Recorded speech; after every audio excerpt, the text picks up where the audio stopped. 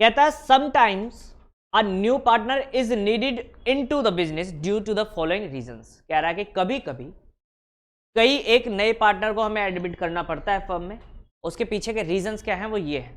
पहला रीजन है आप लोगों ने बताया था, when more capital is needed.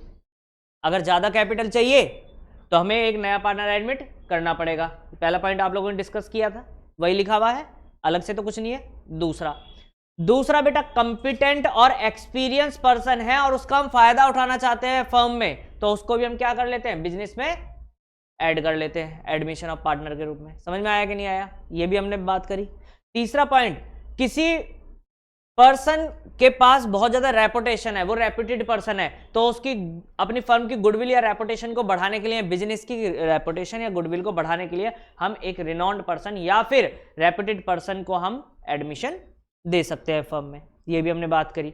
और बेटा हम ऐसा भी तो कर सकते हैं कि कोई हमारा कैपेबल एम्प्लॉय हो, उसको एंकरेज करने के लिए हम पार्टनरशिप में उसे एडमिशन दे दें। समझ में आया नहीं आया, एंकरेज मतलब प्रोत्साहन देने के लिए, रिवॉर्ड के रूप में। समझ में आया कि नहीं आया, क्लियर है। तो अब अगर आपसे कोई भी पूछे कि भाई हमें ये बताओ कि एडमिशन ऑफ पार्टनर की तो बात हमें पता है कि एक फर्म में नया पार्टनर जब आ जाता है, नया साझेदार जब शामिल होता है फर्म में, तो उसे एडमिशन ऑफ पार्टनर कहते हैं। लेकिन हमें यह बताइए कि क्यों, जरूरत क्या पड़ी एक नए पार्टनर को फर्म में आने की, क्यों हम एडमिशन दे पार्टनर को, तो बता सकते हो। सर हमें ज्यादा कैपिटल की रिक्वायरमेंट है इसलिए हमने एक नए पार्टनर को ऐड कर लिया। सर हमें हो सकता है कि हमारे सामने एक ऐसा व्यक्ति खड़ा हो जो कि बहुत ज्यादा एक्सपीरियंस या फिर कंपिटेंट है, तो हम उसको एम्प्लॉय ना बना करके क्या बना लेते हैं, पार्टनर के, भाई तू हमारे बिजनेस में साझेदार बन जा, जिससे कि हमें भी फायदा होगा, तुझे भी फायदा होगा, है या नहीं है। और हमें ऐसा लगता है कि कोई एक ऐसा व्यक्ति है जिसके पास बहुत ज्यादा गुडविल है, रेपुटेशन है, उसका नाम है, ख्याति है मार्केट में, तो उसकी ख्याति को इस्तेमाल करके अपनी फर्म की ख्याति को बढ़ा देंगे, गुडविल को बढ़ा लेंगे। वो जैसे ही आएगा तो मार्केट में क्या हल्ला मच जाएगा, ये फलानी फर्म में पार्टनर है, तो उस फर्म का ऑटोमेटिकली नाम इंक्रीज करेगा कि नहीं करेगा, करेगा। तो इस चीज का फायदा भी उठाने के लिए हम एडमिशन ऑफ पार्टनर करते हैं। और कोई हमारा कोई एम्प्लॉय है जो कैपेबल है, वो बहुत ज्यादा एफर्ट्स करता है, तो उसको हम एनकरेज करने के लिए रिवॉर्ड के रूप में भी हम क्या कर सकते हैं, उसको पार्टनर बना सकते हैं। समझ में आया कि नहीं आया, क्लियर है। तो कारण बता सकते हो अब आप लोग कि भाई क्यों पार्टनर शामिल किया जाता है, ये क्वेश्चन पूछा जा सकता है एग्जाम में, ठीक है। क्लियर हो गया या नहीं हुआ, आगे चले बेटा। अच्छा, मैंने आपको एक चीज बताई थी जब हम पार्टनरशिप फर्म का फंडामेंटल्स कर रहे थे, फंडामेंटल ऑफ पार्टनरशिप फर्म, कि भाई अगर पार्टनरशिप फर्म है तो कम से कम कितने व्यक्ति होने चाहिए, दो। कम से कम कितने होने चाहिए, दो। मतलब अगर दो व्यक्ति नहीं है तो एग्रीमेंट नहीं हो, और एग्रीमेंट नहीं होगा तो पार्टनरशिप फर्म भी नहीं बनेगी। समझ में आया कि नहीं आया, क्योंकि पार्टनरशिप फर्म कैसे क्रिएट होती है, एग्रीमेंट के द्वारा। किसके द्वारा होती है, एग्रीमेंट के द्वारा। अच्छा, फिर मैंने आपको उसी टॉपिक में एक चीज और बताई थी कि अगर हम किसी को एडमिट करना चाहते हैं फर्म में, तो भैया ये बात लॉ में लिखी हुई है, ये बात एक्ट में लिखी हुई है कि सारे पार्टनर्स की सहमति होनी जरूरी है, सारे ही पार्टनर्स की सहमति होनी जरूरी है। अगर कोई एक भी मना कर दे तो हम पार्टनर को आने नहीं देंगे। समझ में आया कि नहीं आया, ये मैंने वहां पर आपको डिस्कस किया था फंडामेंटल ऑफ पार्टनरशिप फर्म में। अब इस चैप्टर में आपको मैं सेक्शन बता रहा हूं, सेक्शन नंबर 31। सेक्शन नंबर कौन सा है, 31। Section number 31 subsection 1 of Indian partnership act 1932 ये कहता है हमें कि भाई जब पार्टनर कोई नया आना चाहता है फर्म में, कि कोई एडमिशन लेना चाहता है फर्म में, तो without the consent of all partners कोई भी पार्टनर नया फर्म में शामिल नहीं हो सकता।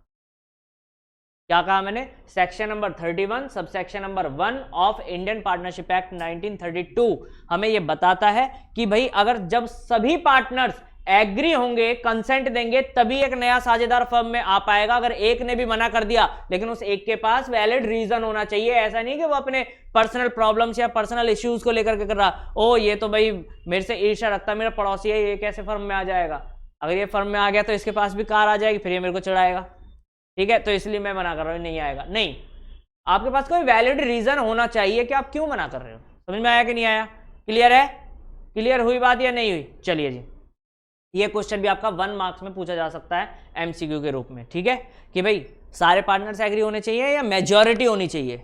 ज्यादातर हम क्या करते हैं, मेजॉरिटी होनी चाहिए, है ना, लगता है कि मेजॉरिटी विंस, हमेशा ऐसा लगता है, लेकिन नहीं। इंडियन पार्टनरशिप एक्ट 1932 के अनुसार क्या कहा गया कि सारे पार्टनर, सभी पार्टनर्स एग्री होने चाहिए।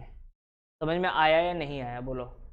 क्लियर है? अच्छा, जब भी बेटा एडमिशन ऑफ पार्टनर की बात करेंगे तो एडमिशन ऑफ पार्टनर हमारा रिकॉन्स्टिट्यूशन ऑफ पार्टनरशिप फॉर्म का पार्ट है या नहीं है?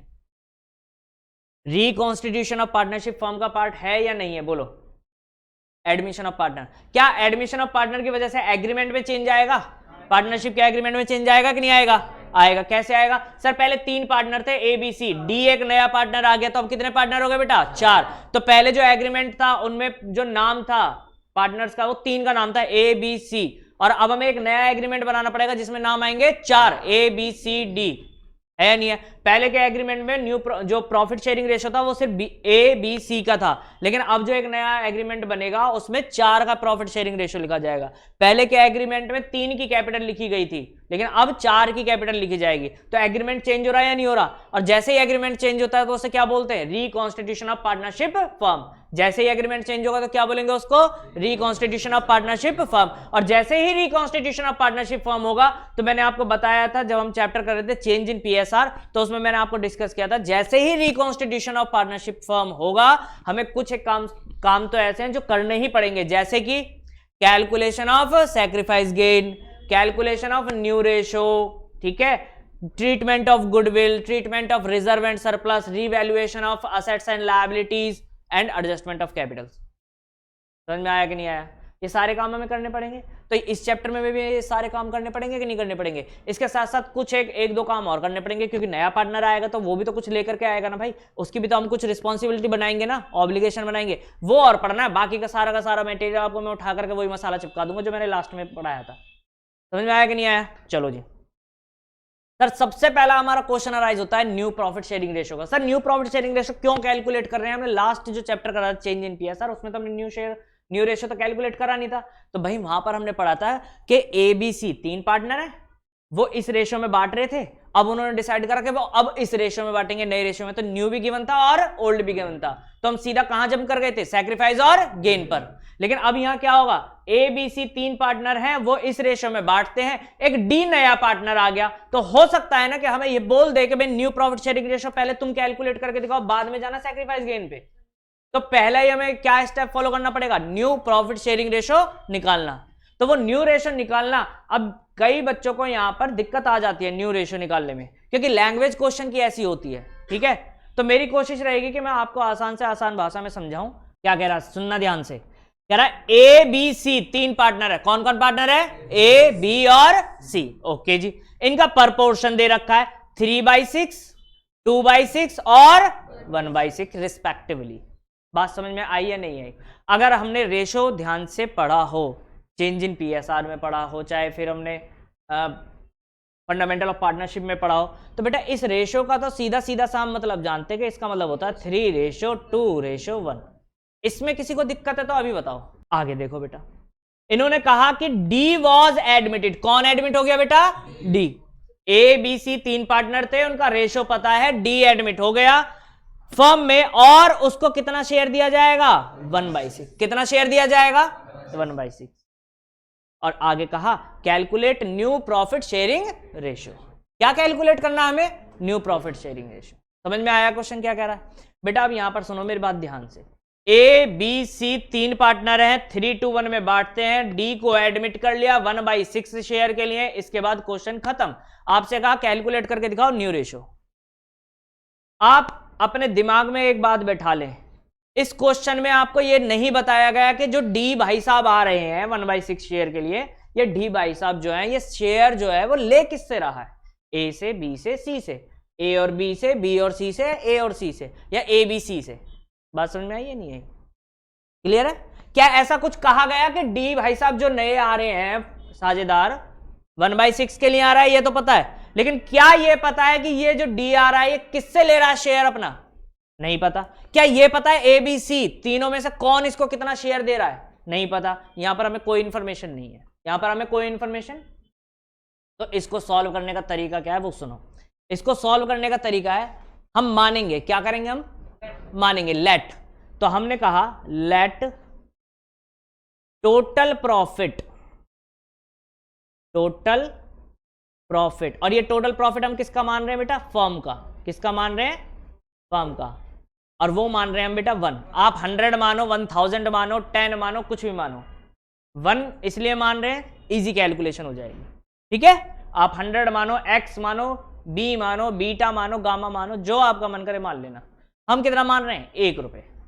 हमने कहा कि भाई अगर फर्म को 1 रुपए प्रॉफिट होगा, मान लो फर्म को कितने रुपए प्रॉफिट होगा?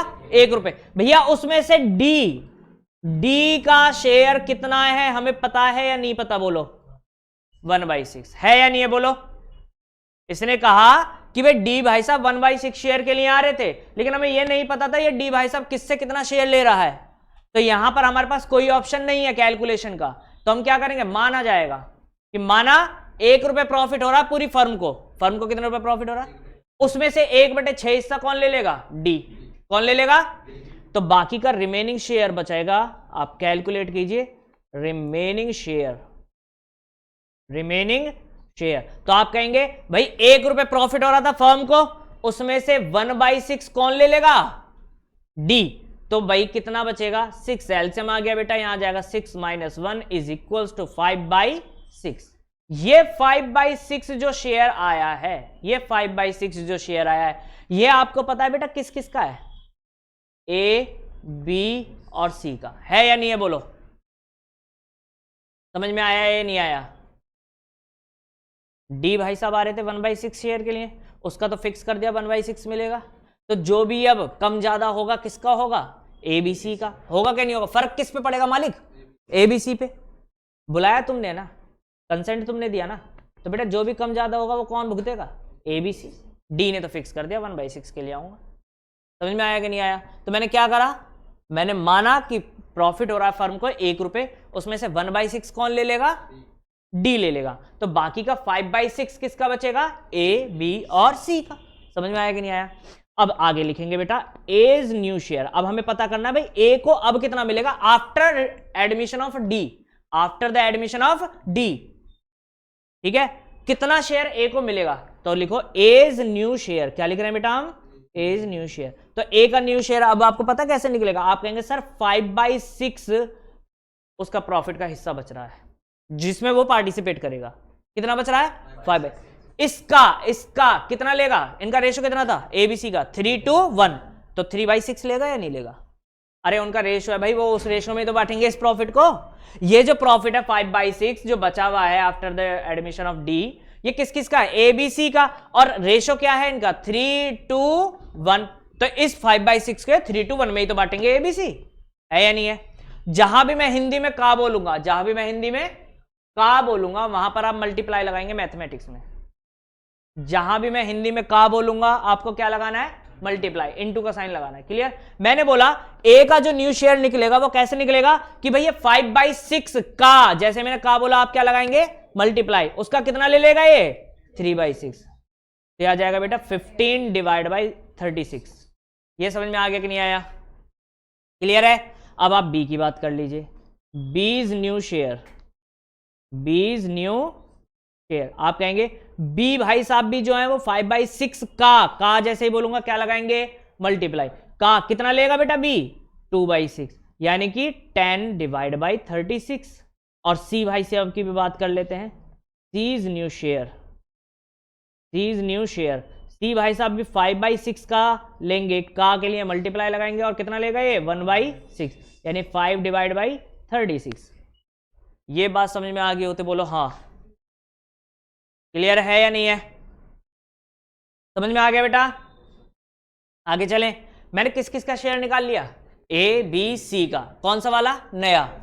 और डी का तो नया पता ही है, डी तो नया और पुराना एक जैसे भाई, अभी तो आया हो। तो डी का कितना शेयर? 1/6। बस बेटा मुझे बेस बराबर करने, क्योंकि मुझे प्रॉफिट शेयरिंग रेशो कैलकुलेट करना है और रेशो बनाना है, तो बेटा बेस बराबर करना पड़ेगा कि नहीं करना पड़ेगा? तो आप लोग यहां पर लिखेंगे डीज शेयर। क्या लिखेंगे? डीज शेयर। डी का न्यू क्यों नहीं लिख रहा मैं? जो भी आया नया पुराना यही है, न्यू लिखने की आवश्यकता क्या है? तो डी का शेयर कितना है? 1/6। सबके नीचे 36 है, तो इसको भी क्या बनाना पड़ेगा? 36। तो कैसे बनाऊंगा 36? 6 से ऊपर नीचे मल्टीप्लाई डिवाइड करके। सिर्फ नीचे नीचे मत कर देना मल्टीप्लाई, ऊपर नीचे दोनों तरफ करनी है, नॉमिनेटर में भी डिनोमिनेटर में भी, अंश में भी हर में भी। क्लियर है कि नहीं है? चलो जी, तो ये आ जाएगा बेटा 6/36। तो फिर बात होगी खत्म। आप कहेंगे न्यू रेशो। न्यू रेशो किस किस का आएगा? ए, बी सी और डी का। आएगा कि नहीं आएगा रे?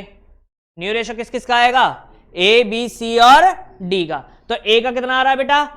15/36, बी का आ रहा है 10/36, 5/36 और 6/36। इसका मतलब आ जाएगा रेशो 15:10:5:6। क्या ये और शॉर्ट हो सकता है? नहीं हो सकता, क्योंकि 15, 10, 5 तो कट जाएंगे लेकिन 6 नहीं कटेगा। चलो 2 से 10 और 6 तो कट जाएंगे, लेकिन 2 से 15 और 5 नहीं कटेंगे। 5 से 15 और 5 तो कट जाएंगे, 10 भी कट जाएगा लेकिन 6 नहीं कटेगा। इसका मतलब इससे शॉर्ट ये नहीं हो सकता। यही आपका आंसर है। समझ में आया कि नहीं आया? कैसे कैलकुलेट करा मैंने, समझ में आया या नहीं आया? बोलो बेटा। क्लियर है? लैंग्वेज चेंज होती चली जाएगी, बाकी सब सेम रहेगा। क्लियर?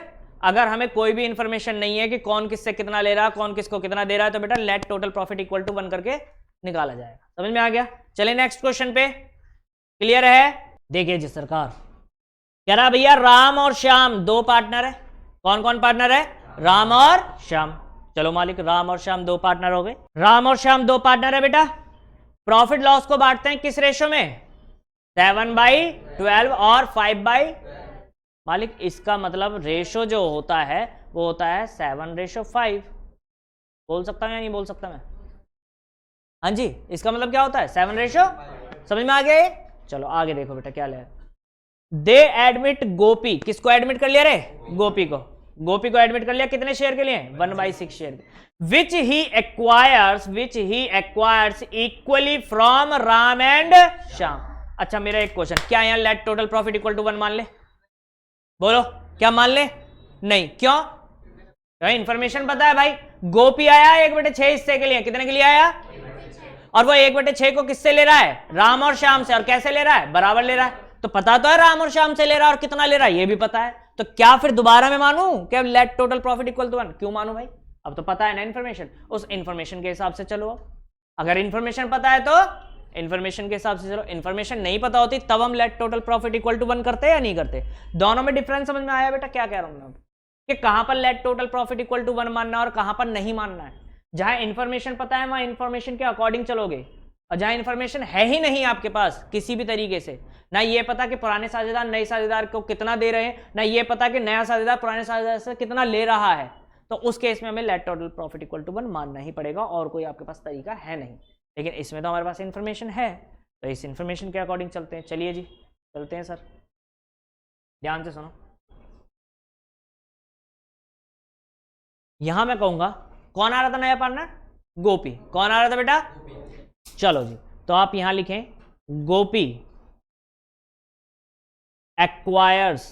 एक्वायर्स लिखें, टेक्स लिखें, जो आपका मन करता है। Acquires from Ram. Gopi acquires from Ram. Gopi भाई साहब कितना ले रहे हैं राम से? 1/6 का आधा। पूरा 1/6 ले रहा है क्या? अरे गोपी 1/6 हिस्से के लिए आया। गोपी कितने के लिए आया भाई? चलो यहां देखो, गोपी भाई साहब जो एडमिट हुए वो हुए 1/6 शेयर के लिए। इस 1/6 को वो राम से और श्याम से लेता है, और वो भी 1:1 में, यानी आधा आधा। अरे 2 पार्टनर है भाई, 3 थोड़ी है। 1/2 1/2। 3 होते तो 1/3 1/3 करते ना। नहीं आया समझ में क्या कह रहा हूं? क्लियर है नहीं है? दोबारा सुनो, गोपी एक्वायर्स फ्रॉम राम। गोपी जो है राम से कितना ले रहा है? आप कहेंगे सर गोपी भाई साहब 1/6 के लिए आया था, राम से कितना ले रहा है? आधा। और आधा किससे ले रहा है? श्याम से। तो इसका मतलब 1/6 का, जैसे ही मैं का बोलूंगा क्या लगाएंगे? मल्टीप्लाई। का कितना ले रहा है? 1/2। हाफ। 2 लोगों के बीच में हाफ करेंगे तो कितना होगा? 1/2 1/2 है नहीं। और 3 के बीच में हाफ करेंगे तो 1/3 1/3 1/3। समझ में आया कि नहीं आया? चलो जी, तो ये आ जाएगा बेटा 1/12। कितना आएगा ये? क्लियर है या नहीं है? दोबारा, गोपी एक्वायर्स फ्रॉम श्याम। गोपी भाई साहब श्याम से कितना ले रहे हैं? 1/6 का जहां लगाएंगे, का जहां भी बोलूंगा क्या लगाएंगे? मल्टीप्लाई। और इससे भी कितना ले रहा है? 1/2, यानी कि 1/12 इससे ले रहा है। समझ में आया कि नहीं आया?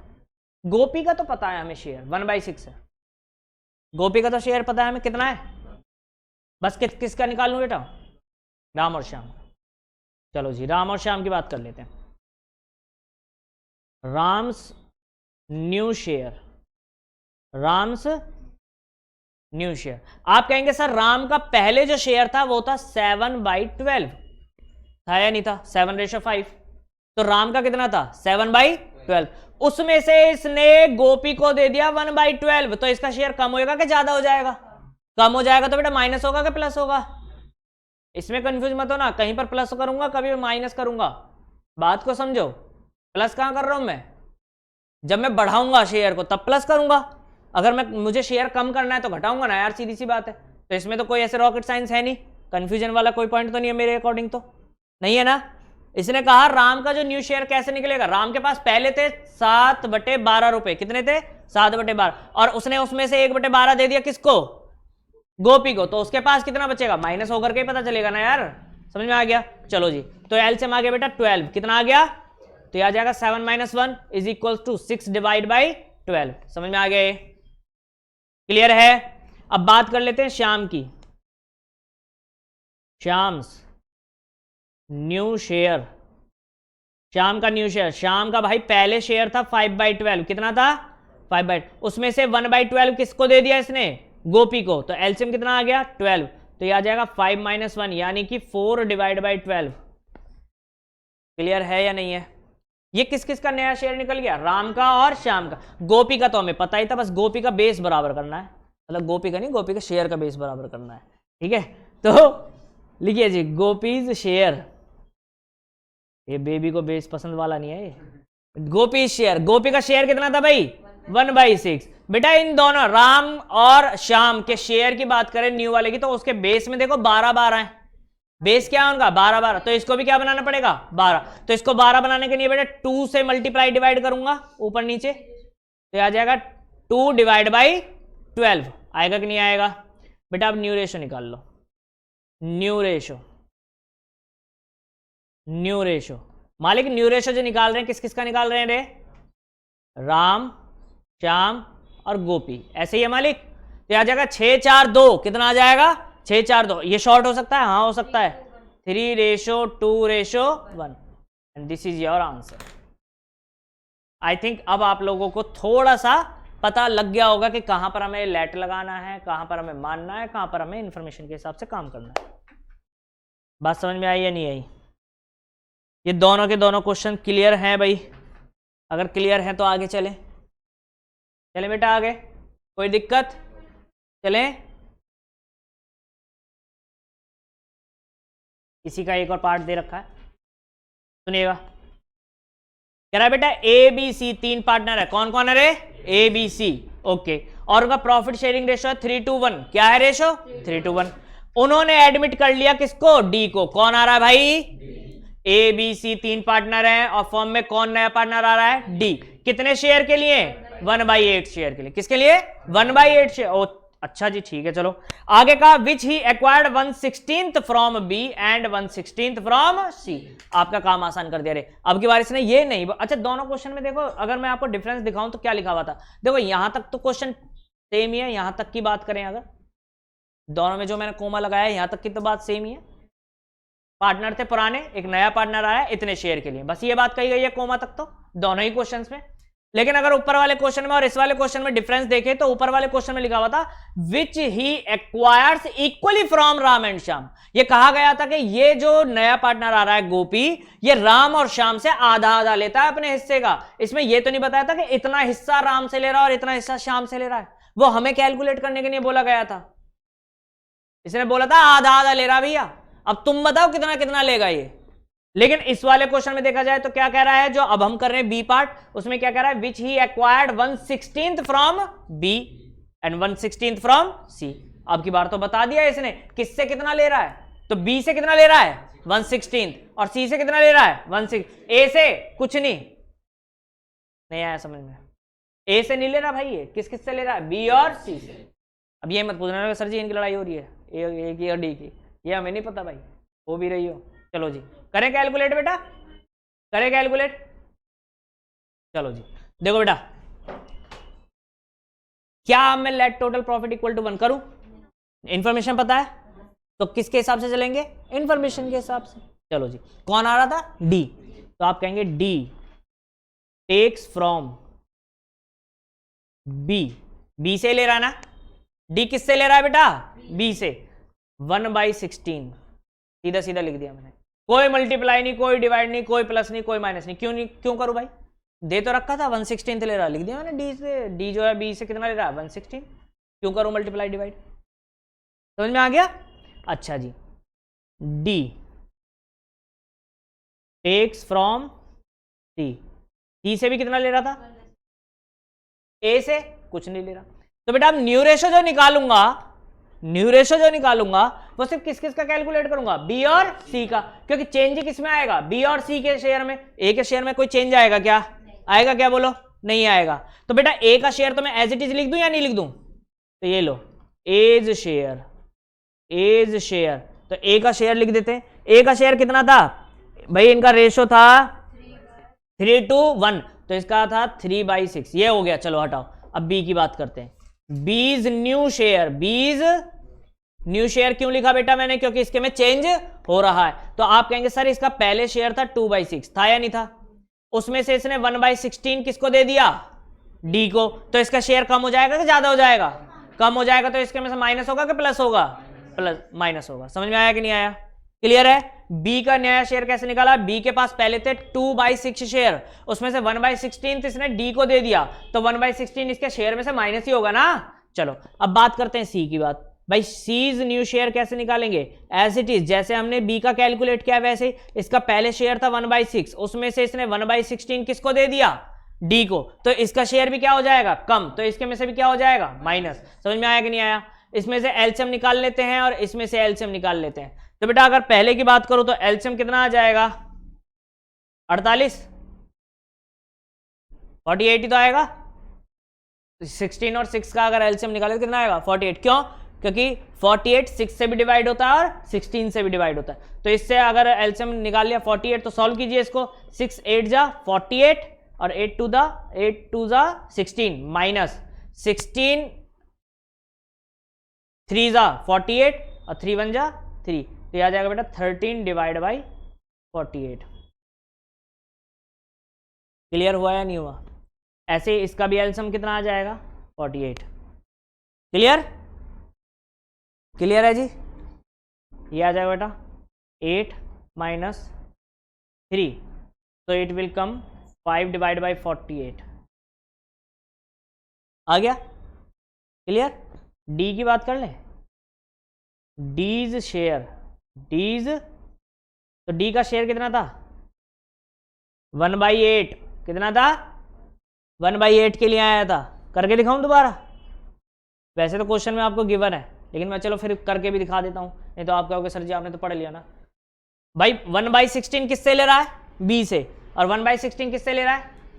सी से। तो इसका मतलब इसके पास टोटल कितना हो गया? 1/16 प्लस 1/16 इज इक्वल्स टू 2/16, और इसको सॉल्व करेंगे तो 1/8 ही आएगा आई थिंक।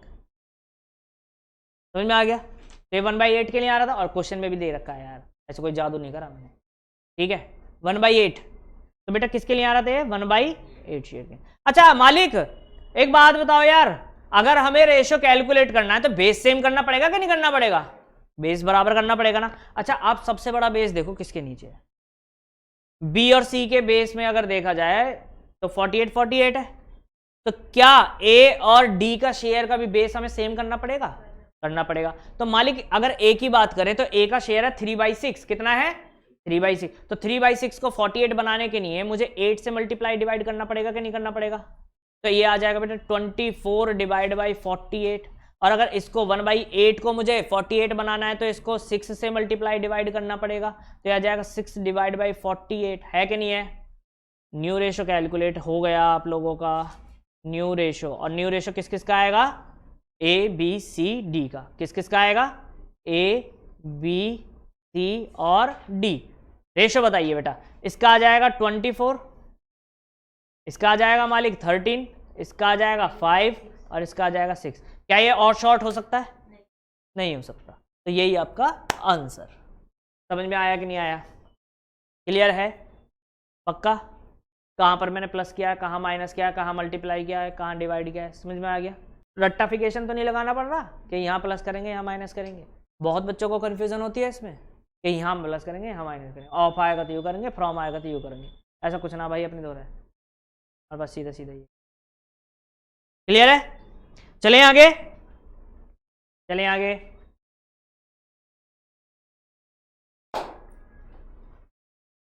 सुरेश रमेश, पापा की पैंट एक बिलान छोटी कर दो। देखिए ऐड इक्लियर्स वाली, रमेश सुरेश, हाँ जी वही है सुरेश रमेश। सुरेश और रमेश दो पार्टनर है। कौन कौन पार्टनर बेटा? सुरेश रमेश। कितने प्रॉफिट को बांटते हैं ये? 5:3 में। किस में बांटते हैं? 5:3। सुरेश और रमेश दो पार्टनर है, 5:3 में बांटते हैं। 1 अप्रैल 2018 को उन्होंने एडमिट कर लिया दीपक को। किसको एडमिट कर लिया? दीपक को। दीपक को एडमिट किया 1/4 शेयर के लिए। कितने के लिए क्या भाई? उसके बाद फुल स्टॉप। उसके बाद क्या है रे? एक क्वेश्चन खत्म। ठीक है, एक क्वेश्चन। दूसरा क्वेश्चन, ऑन 31 जुलाई 2018 उन्होंने करण को एडमिट कर लिया। किसको एडमिट कर लिया? कितने शेयर के लिए? 1/6 शेयर के लिए, जिसको वो एक्वायर करता है equally from Suresh Ramesh and Deepak से। समझ में आया क्या कह रहा है ये? आपसे पूछा फाइनली कैलकुलेट करके दिखाओ न्यू रेशो सुरेश रमेश दीपक और करण का। इस क्वेश्चन में दो पार्टनर आ रहे हैं, पहले दीपक आ रहा है फिर करण आ रहा है कुछ दिन बाद। हमारा काम पता है क्या है? हमारा काम है इस दो क्वेश्चन को दो क्वेश्चन की तरह ही करना। तो ये सॉल्व हो सकता है। अगर इसको पूरे एक क्वेश्चन की नजर में देखेंगे तो थोड़ा सा टफ पड़ेगा। पहला क्वेश्चन क्या है? पहला पार्ट क्या है? ध्यान से सुनो। सुरेश और रमेश दो पार्टनर है, 5:3 में बांटते हैं। उन्होंने एडमिट करा दीपक को। कितने शेयर के लिए? 1/4 शेयर के लिए। क्वेश्चन खत्म। आगे कोई इंफॉर्मेशन नहीं दी। ये बताया गया क्या दीपक किससे कितना शेयर ले रहा है?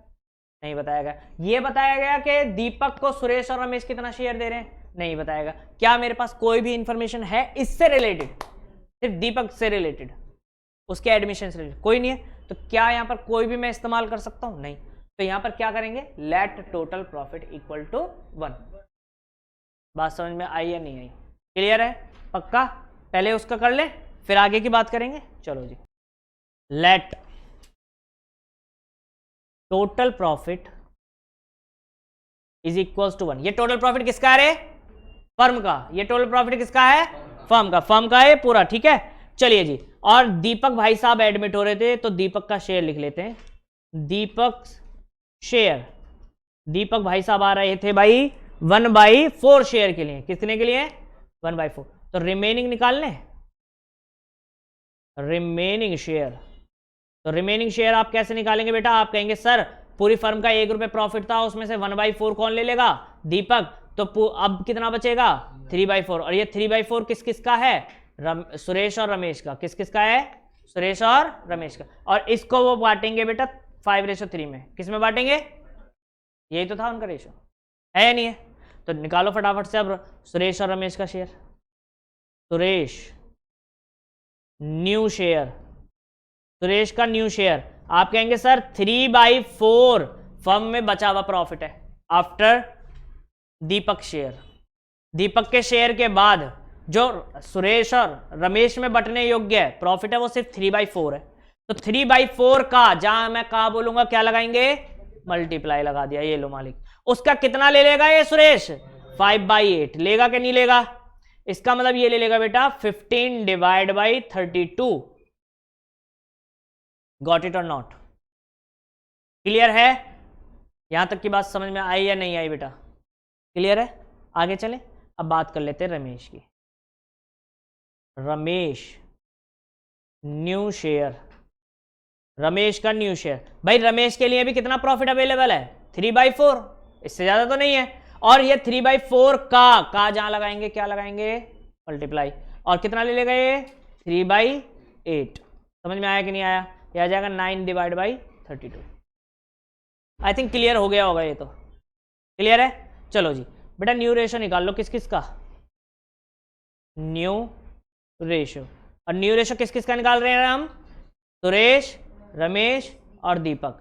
तो बेटा अगर सुरेश, रमेश, दीपक के शेयर की बात करें न्यू की, तो सुरेश का आ रहा 15/32, रमेश का आ रहा 9/32 और इसका 1/4 है, तो 32 बनाने के लिए 8 से मल्टीप्लाई डिवाइड करा जाएगा कि नहीं करा जाएगा? तो आ जाएगा 1598। कितना आ जाएगा? 1598। शॉर्ट हो नहीं सकता, तो ये इनका रेशो हो गया। ये हमारा पहला पार्ट खत्म। दीपक के एडमिशन के टाइम तक का रेशो पता चल गया अपने को, 1598। क्लियर है या नहीं है? अब आ गया कौन? अब एक और पार्टनर आ गया, करण। कौन आया? अच्छा, करण के लिए ओल्ड पार्टनर कौन कौन है? सिर्फ सुरेश और रमेश या सुरेश रमेश दीपक? तीनों ही। करण के लिए तो तीनों ही पार्टनर पुराने हैं कि नहीं है? वो इन तीनों से ले रहा है, और बेटा बराबर बराबर ले रहा है ना? हाँ, बराबर ले रहा है। चलो जी, बराबर ले रहा है बेटा। चलो जी, ठीक है, कोई दिक्कत नहीं। तो क्या आप दोबारा से let total profit equal to 1 लगाऊं? नहीं, अब तो मुझे इंफॉर्मेशन पता है, तो उस इंफॉर्मेशन के अकॉर्डिंग चलेंगे। लिखेंगे साथ में। आप कहेंगे सर करण आया, और करण जो है वो किससे ले रहा है, तो लिख ले करण टेक्स लिखें, एक्वायर्स लिखें, जो आपका मन करता है। Takes from Suresh. करण सुरेश से कितना ले रहा है? तो भैया करण आ रहा था कितने शेयर के लिए? 1/, कितने के लिए आ रहा था? 1/6 के लिए। ओके, तो 1/6 का, जहां भी मैं का बोलूंगा क्या लगाएंगे? मल्टीप्लाई। उसका कितना ले रहा है? 1/3। 1/3 क्यों किया? क्योंकि 3 लोगों से बराबर ले रहा है। 2 से बराबर लेता तो 1/2 करते, 3 से बराबर ले रहा तो 1/3। तो इसका मतलब 1/18 ले रहा है या नहीं ले रहा? क्लियर है? करण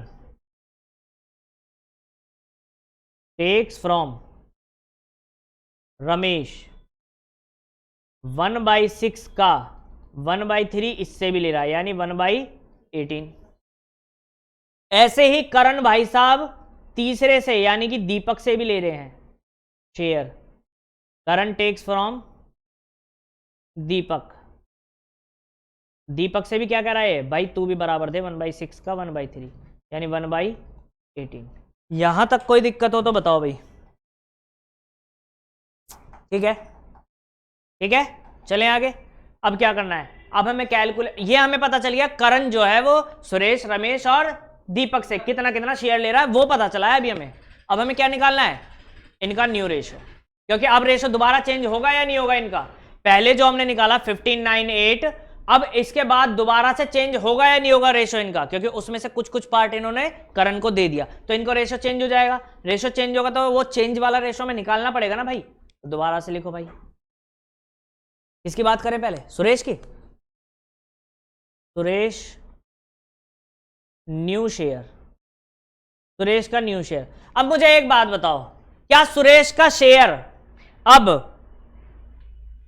5/3 या 5/8 लिया जाएगा? वो तो यार बहुत पुरानी बात हो गई। कहां कर रहे हो तुम बात? है क्या नहीं है? अरे वो कब था? वो था दीपक के एडमिशन से पहले की बात, और अब दीपक के एडमिशन के बाद में हमने शेयर कैलकुलेट कर लिया नया, और अब तो हम करण के एडमिशन के बाद की बात कर रहे हैं। तो क्या 5/3 स्टार्टिंग वाला लिया जाए रेशो? नहीं। कौन सा वाला लेंगे? जो अभी हमने कैलकुलेट करा था दीपक के एडमिशन के बाद। करण के लिए तो वही ओल्ड रेशो है या नहीं है? कंफ्यूजन क्लियर हो गई? हो सकता है कई बच्चे वहां पर रेशो पुट कर दें, कौन सा वाला इनका जो क्वेश्चन में स्टार्टिंग में दे रखा था, वो नहीं करना भाई अपने को। क्वेश्चन के 2 पार्ट बनाए ना मैंने, तो अब इनके लिए ओल्ड रेशो क्या हुआ, जो अभी हमने दीपक के बाद कैलकुलेट किया था। समझ में आया कि नहीं आया? कोई कंफ्यूजन तो नहीं है ना इसमें? क्लियर है? चलो जी। तो बेटा सुरेश का जो शेयर है वो है 15/32, है या नहीं है? उसमें से 1/18 किसको दे दिया? किसको दे दिया मालिक? करण को। तो माइनस होगा कि प्लस हो जाएगा? माइनस ही होगा। एलसीएम निकालेंगे, ठीक है। एलसीएम आएगा 288। कितना आएगा? 288। और ये सॉल्व करके आ जाएगा बेटा 135 - 16। इसको आप सॉल्व करेंगे तो आ जाएगा 119/288। ये सुरेश का शेयर कैलकुलेट हो चुका। सुरेश का शेयर कैलकुलेट हो चुका। अब किसकी बात कर लें बेटा? रमेश की। Ramesh new share. तो रमेश का शेयर था 9/32, था या नहीं था? उसमें से 1/18 किसको दे दिया इसने? करण को। तो एलसीएम आ जाएगा इसका भी 288, कितना एलसीएम आएगा 288, तो इसको सॉल्व करेंगे आ जाएगा 81 माइनस 16, तो इसको सॉल्व कर लीजिए आप, आ जाएगा 65 डिवाइड बाई 288। अब बात कर लेते हैं किसकी, दीपक की। दीपक न्यू शेयर, दीपक का शेयर हमने कैलकुलेट करा था, याद हो तो 8/32 करा था, नहीं करा था, और उसमें से इसने कितना दे दिया 1/18, तो यहां पर भी एलसीएम आ जाएगा 288। इसको अगर आप सॉल्व कर लें तो आ जाएगा बेटा 72 माइनस 16, तो ये आ जाएगा कैलकुलेट होकर के 56/288। ये हमने कैलकुलेट कर लिया किस किस का, सुरेश, रमेश और दीपक का। अब करण का शेयर हमें पता है, करण का शेयर, लेकिन उसका बेस तो बराबर करना पड़ेगा कि नहीं करना पड़ेगा, करण शेयर। तो करण का शेयर था मालिक 1/6, कितने के लिए आया था ये 1/6 के लिए। अब इसके नीचे इसके बेस के नीचे तो क्या है 6, लेकिन बाकी के नीचे क्या है 288, तो इसको भी 288 बनाना पड़ेगा कि नहीं बनाना पड़ेगा। तो इसको 288 बनाने के लिए 48 से मल्टीप्लाई डिवाइड अगर आप कर दें तो ये आ जाएगा 288 नीचे, तो आ जाएगा 48/288। So by this we can easily find out the new ratio of Suresh, Ramesh, Deepak and Karan. लिखें न्यू रेशियो, किस किस की बात कर रहे हैं बेटा, सुरेश, रमेश, दीपक, करण। इसका आ जाएगा 190, इसका आ जाएगा 65, 56 एंड 48। इससे ज़्यादा ये सॉल्व नहीं होगा।